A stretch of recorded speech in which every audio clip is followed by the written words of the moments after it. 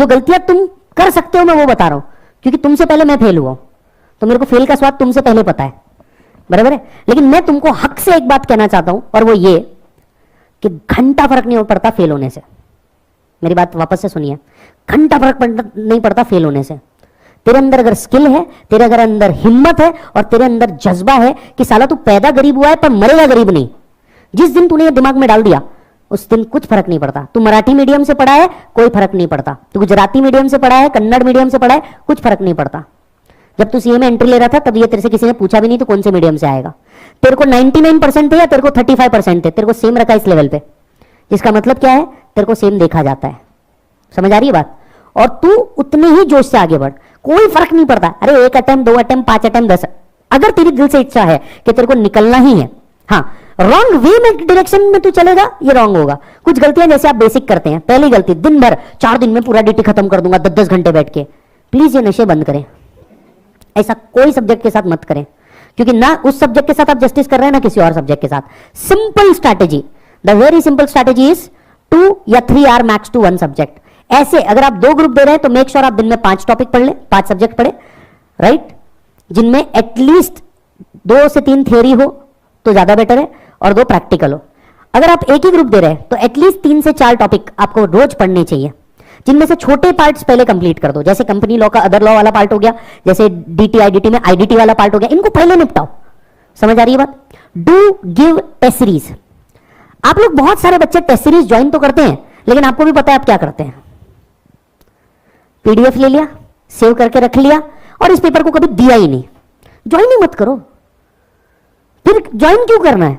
Join कर रहे हो तो शिद्दत के साथ ज्वाइन करो कि पेपर दोगे। अब फिर 1 मार्क का क्यों ना लिख के आओ, लिख के आओ, वहां जाके बेइज्जती कराओ, तुमको समझ आएगा। And the most important part, have a purpose.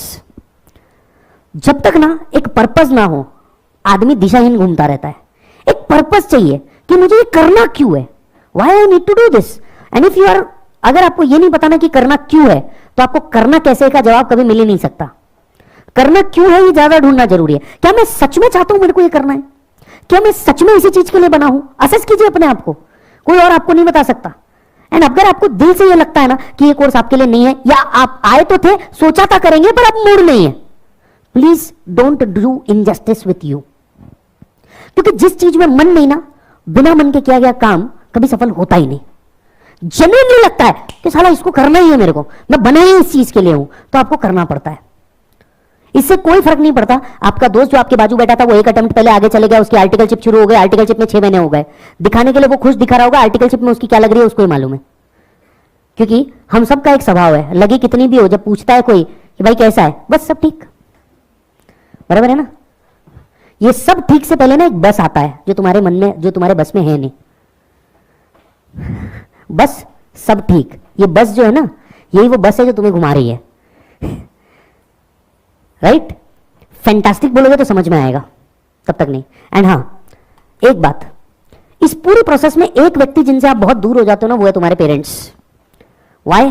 Because process ही ऐसी है, प्रोसेस ही ऐसी है कि तुमको इतना टाइम अपने ऊपर देना होता है कि तुम किसी और के लिए बनते ही नहीं हो। Parents, if you are not feeling good, और you if you are feeling और you are going through something, क्योंकि है ना क्या होता है पता है, इस कोर्स के अंदर में कई बार, इस कोर्स सीए हो गया, सीएस हो गया, सीएम हो गया, डॉक्टर हो गया, एडवोकेट हो गया, पुलिस भर्ती हो गई, ये इतने पेनफुल प्रोसेस के थ्रू गुजरते हैं कि कई बार ऐसा होता है कि आप अपने ऊपर ध्यान देते वक्त ना आप दोस्तों पे ध्यान देते हो, ना परिवार पे ध्यान देते हो, etcetera etcetera. You might be knowing family में क्या चल रहा है, यू आर कंसर्न फैमिली में क्या चल रहा है, बट आप अभी हेल्पलेस हो, क्योंकि कई बच्चों के घर में फाइनेंशियल इश्यूज चालू है, ये उनको पता है, तो वो सोचते हैं अपन पार्ट टाइम जॉब कर लेते, पार्ट टाइम पढ़ लेते। नहीं होता ऐसे। पार्ट टाइम करने वाला कोर्स होता ना तो बीकॉम से ज्यादा CA, CS, CMA, advocate, police होते हैं। समझ में आ रही बात? एंड ऑनेस्टली तुम्हारे घर का जितना फाइनेंशियल इशू है ना, उसको तुम कुछ भी करके सॉल्व नहीं कर सकता, ये एकदम फैक्ट है। अग्री करोगे कि नहीं? तुम्हारे घर का फाइनेंशियल इशू है 2 लाख, तुम्हारी अर्निंग कैपेसिटी बनती क्या 2 लाख? Answer is no. तुमने कितना भी कर लिया, तो तुमने यहां से 20 महीने भी काम कर लिया तो नहीं बनती, क्योंकि मार्केट में तुम्हारा वैल्यू क्या है एज ऑफ नाउ? 0। तुम सिर्फ 12th पास हो, शायद कुछ लोग बीकॉम भी, अदरवाइज तुम्हारा मार्केट में रेपुटेशन 12वीं पास का ही है, ये तुमको समझना पड़ेगा। सर हम तो इंटर में आ गए, मार्केट नहीं समझता ना इंटर विंटर, मार्केट तुमको 12th पास गिनता है, दैट टू विदाउट स्किल। ना तुमको कंप्यूटर आता, ना तुमको टैली आता, ना तुमको एक्सेल आता, ना तुमको वर्ड आता। सर हमने आईटी पढ़ा, ईआईएस पढ़ा है, घंटा। क्या पढ़ा तुमने? भाई के जैसे बोल रहा हूं, ईमानदारी से देख, गलत मेरे वर्ड्स को गलत मत लेना। This is how you know how I talk, but आप सभी को पता है मेरा वो कभी ये नहीं रहा है। एकदम आपके लेवल पे आकर के बात कर रहा हूं। क्या पढ़ा तुमने ईआईएस? तुमको भी मालूम है ना क्या पढ़ा? ठीक है, कुछ लोगों ने उसको मेमोरी टेक्निक में पढ़ा, कुछ लोगों ने उसको एकदम बहुत भारी का पढ़ा। जिसने जैसा पढ़ा, जिसने जैसा पढ़ा। द पॉइंट इज, तुमको इतना तो भी मालूम है क्या कौन से केबल को किधर डालते हैं? Answer is no. And if this is the, तुमको हमको नहीं मालूम, हमने तो तुमसे ज्यादा पढ़ा। तुमको तो फाइनल में है नहीं, हमको तो फाइनल में भी 100 मार्क को था, तो हमको ही नहीं मालूम। तुमको क्या मालूम? तो तुम्हारे अंदर स्किल क्या है? जीरो। स्किल क्या है तुम्हारा? जीरो। द पॉइंट इज, पहले स्किलेबल बनना पड़ेगा। तुम हर बार अपने मम्मी पापा को जाकर, अरे मैं पढ़ तो रहा हूं, रिजल्ट नहीं आ रहा, तो क्या ये वो। एक बात समझ, पहले अपना गेम ऊंचा कर, फिर अपनी आवाज ऊंची करना। उनके लिए तू एक डेड इन्वेस्टमेंट है एज ऑफ नाउ, और ये फैक्ट है। पहले एक्सेप्ट कर इस बात को। तेरे ऊपर लाख, 1.5 लाख, 2 लाख रुपए खर्चा किया है अब तक, ज्यादा कम नहीं। आउटपुट क्या दिया तूने? एकदम सिंपल। सपोज तुम्हारे डैड को कुछ नहीं समझता गेम गणित, सीए क्या है ये वो कुछ नहीं समझता, उस आदमी को इतना तो समझता, भाई मैंने 1.5 लाख लगाए, मेरे को पास का रिजल्ट देते, काम खत्म, मेरा आउटपुट पास का रिजल्ट है, क्या दे रहे अपन उसको? कुछ नहीं। तो वो आदमी कहां गलत है ये बताओ। मैं ये बोल रहा हूं कि वो आदमी गलत नहीं है, मैं ये बता रहा हूं तुम्हारे पेरेंट्स गलत नहीं है। थिंकिंग डिफरेंस एक दूसरे की हो सकती है, पर वो आदमी तुम्हारे बारे में गलत नहीं सोचेगा। क्योंकि जिस आदमी ने तुम्हें ना तुम्हारी पॉटी उठाई है, तुम्हारा पॉटी साफ किया है, और तुमको आज तक यहां तक पाल के आया है, जिस कंडीशन में भी उसकी हैसियत थी वहां तक, तो वो आदमी गलत तो नहीं है। सिर्फ नजरिए की बात है। हो सकता है जिस चीज को आप 6 देख रहे हो मैं 9 देख रहा हूं। समझ आ रही है ना बात? जिस चीज को आप 6 देख रहे हैं मैं 9 देख रहा हूं, इट्स ओके। और ये सब छोड़ यार, तो अपने जितने हिंदू लिटरेचर अगर वो भी उठा ले, महाभारत में भी अपनों से ही लड़ना पड़ा था ना। लड़ना तो अपनों से ही पड़ा था ना, अपने आप से लड़ना पड़ा था। किसको बताइए? कृष्ण जी जिसके सारथी थे, कौन? अर्जुन को अपने आप से लड़ना पड़ा था, बराबर। अगर हम सिर्फ अर्जुन की बात से आपको थोड़ा सा दिखाएं, अर्जुन को लड़की बनना पड़ा। अगर आप थोड़ा सा भी महाभारत जानते तो लड़की बनना पड़ा, छुपना पड़ा। देखिए कितनी अच्छी चीज है कि आपको आपके लाइफ से कुछ चीज मिल सकती है। पहला लड़की बनना पड़ा, दैट इज भेष बदलना। छुपना पड़ा, एग्जाइल में जाना।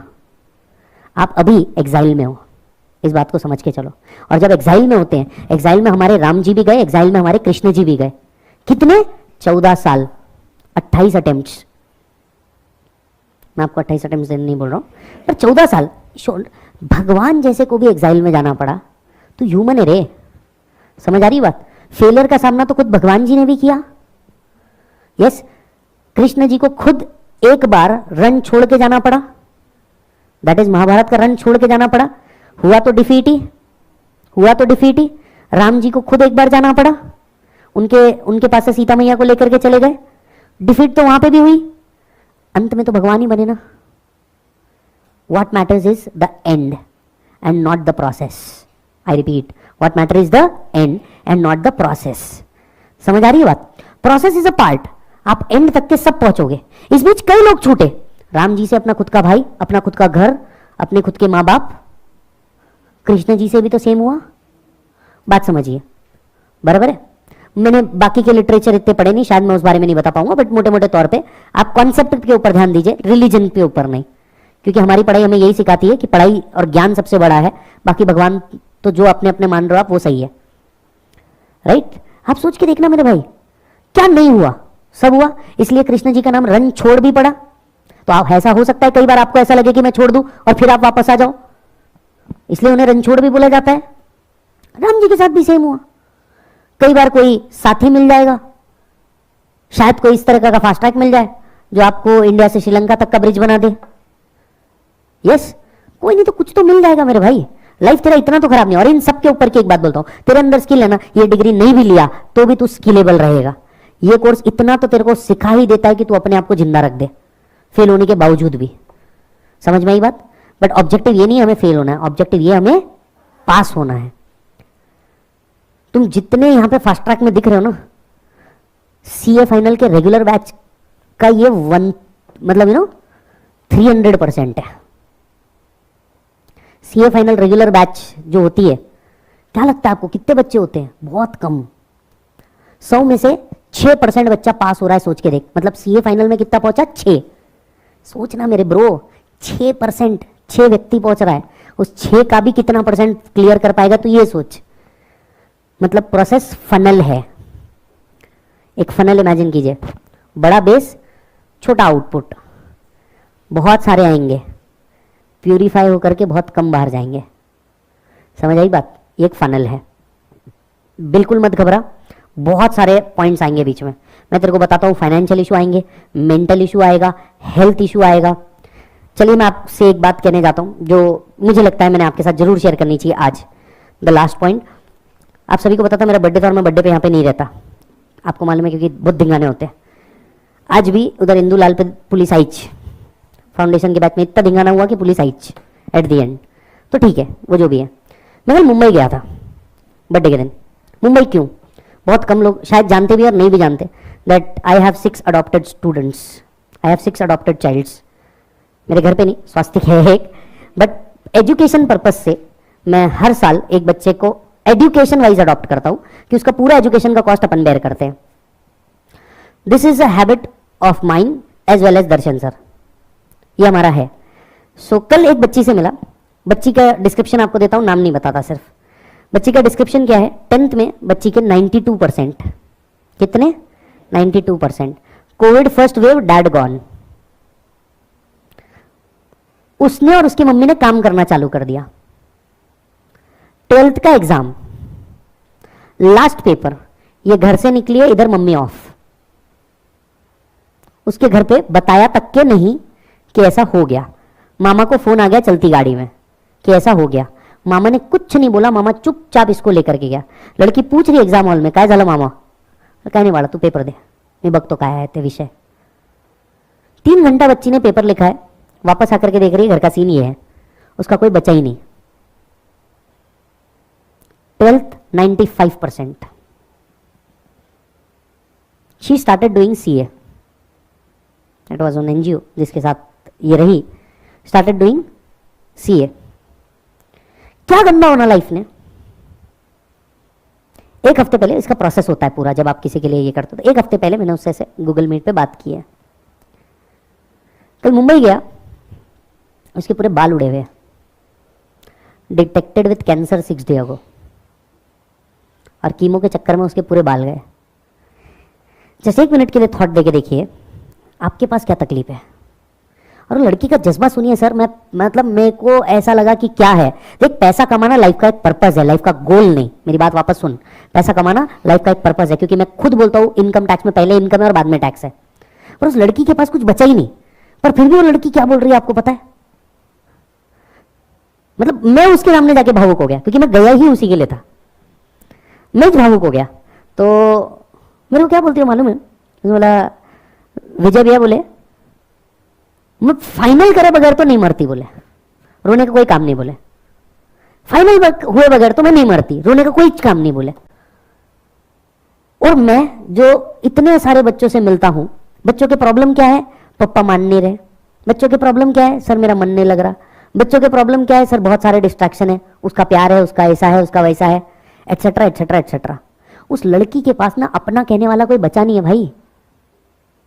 कीमो के लिए बच्ची अकेले जा रही है, तुमको समझता भी है कीमो क्या होता है और क्या प्रोसेस से गुजरना पड़ता है? अकेले जा रही है बंदी। एंड आई वॉज लाइक क्या?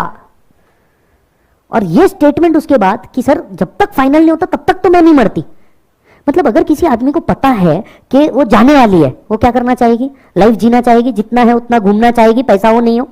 जब आदमी के पास पैसा नहीं है तब तो वो और अच्छे से घूम सकता है, क्योंकि ना रहने का टेंशन ना खाने का टेंशन, कहीं ना कहीं से कुछ तो मैनेज हो ही जाता है दिन का। और कुछ नहीं तो हर जगह गुरुद्वारा तो है ही जो हर एक की भूख का ध्यान रखते हैं। सर क्या थॉट है उस लड़की के पास, मेरे को बताओ आगे चल के। कैंसर जैसा बीमारी है यार, आगे देखने वाला नहीं, पीछे देखने वाला नहीं, and this is the situation and still she says मेरे को करना है। तुम सोच के देखो तुम्हारा प्रॉब्लम कितना बड़ा है यार। पेरेंट्स तुम्हारे साथ है, they are ready to expend on you, you have from God's grace every good health. सोच के देखना तेरे को क्या रोक रहा है। क्या होता है, अपने प्रॉब्लम हमेशा बड़े दिखते हैं, दूसरों के नहीं दिखते, पर दूसरे भी शायद बहुत बड़े प्रॉब्लम से गुजर रहे हो। यस, इस प्रोसेस के दौरान ऐसा भी होता है कि तुम्हें कुछ नशे की आदत हो जाए। मैं आपको अपफ्रंट बोलता हूं, होता है। देखिए, मैं खुद इस प्रोसेस से गुजर चुका हूं, ये सारी चीज हो चुकी है, इसलिए आपको बोलता हूं। आउटपुट कुछ नहीं है, करना है जिंदगी का नशा करो, सक्सेस का नशा करो, बाकी ये सेंसिबल नहीं है, बस इतना आपको बोल सकता हूं। यस, तो एक निश्चय करके जाना, एग्जाम को एग्जाम बोल के नहीं, करियर बोल के लिखना। एग्जाम को एग्जाम बोल के नहीं, करियर बोल के लिखना, और उस सीरियसनेस के साथ अगले लगभग 60 डेज डॉट, यहां से 60 दिन डॉट है आपके पास, अगले 60 दिन उस सीरियसनेस के साथ प्रिपेयर करना कि ये 60 या तो आपकी जिंदगी को राइट साइड में टर्न लेकर के ऊपर लेके जाएंगे, और आपको तो पता ही है अगर फेल होगा तो आप में से बहुत से लोग यहां से स्ट्रेट आउट है, बराबर है ना। और फिर ऑप्शंस क्या है वो आपको भी मालूम है। Let us not go into that sphere. Make sure you have a right turn and you go up, बराबर है। मिलूंगा आपसे सीधे फाइनल्स के अंदर में, तब तक के लिए आपका अपना विज्जू थैंक यू बोलता है, साइनिंग आउट। बाय बच्चों।